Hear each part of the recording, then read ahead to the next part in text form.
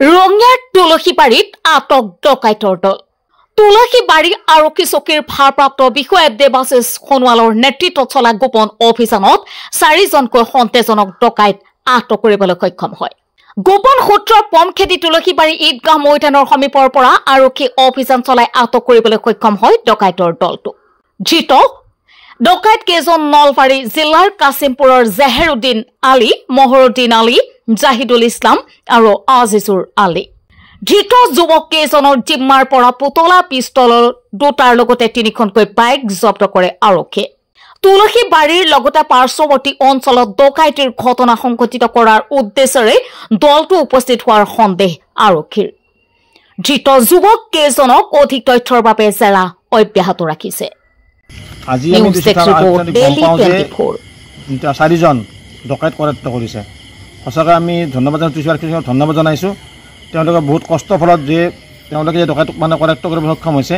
তেওঁলোকে জানামতে দুটা পুতলা পিষ্টল, লগতে 3খন বাইক, এখন পালচাৰ, এখন চিটি 100, এখন বুলেট লৈ সিহঁতে ৰাতি ইয়াত আমাৰ তুলসীবাৰী ঈদগাহ ইয়াত তেওঁলোকে তাতে খাপ পিটি আছিল। তুলসীবাৰী আৰক্ষী চকীৰ তৎপৰতাত তেওঁলোকক কৰায়ত্ব কৰিব সক্ষম হৈছে। সেই চকতে আমি তুলসীবাৰী আৰক্ষী প্ৰশাসনৰ IC তথা সকলো পুলিচকে আমি ধন্যবাদ জনাইছোঁ। গতিকে ভৱিষ্যত যাতে তুলসীবাৰীক সুৰক্ষা দিব পাৰে তাক আমি আৰক্ষী সদায় সহযোগ কৰিম। সেইখিনি ক'বলগীয়া।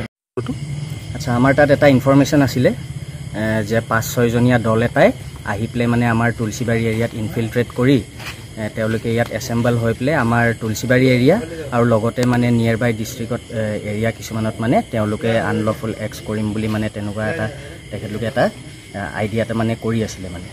সেইখিনি আমি ইনফৰমেশ্যন পালোঁ। তাৰপিছত ইনফৰমেশ্যনটোত আমি তেনেকৈ টিম এটা বনাই পেলাই আমি তেওঁলোকক চেছ কৰিলোঁ। চেছ কৰি পেলাই ফাইনেলি আমি আমাৰ তুলসীবাৰী ঈদগাহ ফিল্ডৰ ওচৰত তেওঁলোকক আমি ইণ্টাৰচেপ্ট কৰিবলৈ সক্ষম হওঁ। তেখেতসকলৰ পৰা আমি চাৰ্চ কৰাতে আমি দুটা আমি পিষ্টল চিজ কৰোঁ। টয় পিষ্টল হয়, টয় পিষ্টল দুটা চিজ কৰোঁ আৰু মোবাইল ফোন 3টা চিজ কৰিছোঁ তেখেতলোকৰ পৰা। বাকী এখন ৰয়েল এনফিল্ড বাইক আছে, এখন পালচাৰ আৰু এখন চিটি 110X আছে। এইকেইটা বস্তু আমি চিজ কৰিবলৈ সক্ষম হওঁ। সন্দেহ এতিয়া ইনফৰমেশ্যনটোতো তেনেকুৱাই আছিলে। তেওঁলোকে আমাৰ ইয়াত অকণমান ডকাইতি তেনেকুৱা কিছুমান কাণ্ড কৰিম বুলি এটা প্লেন কৰি পেলাই সোমাইছে বুলি আমাৰ তাত ইনফৰমেশ্যন আছিলে। আমি সেই বস্তুটোকে আমি ট্ৰেচ কৰি পেলাই আমি তেখেতলোকক পালোঁ। আৰু সন্দেহ তেখেতলোকৰ 5-6জনীয়া এটা দল আছিলে। আমি 4জনকহে এপ্ৰিহেণ্ড কৰিবলৈ সক্ষম হৈছোঁ।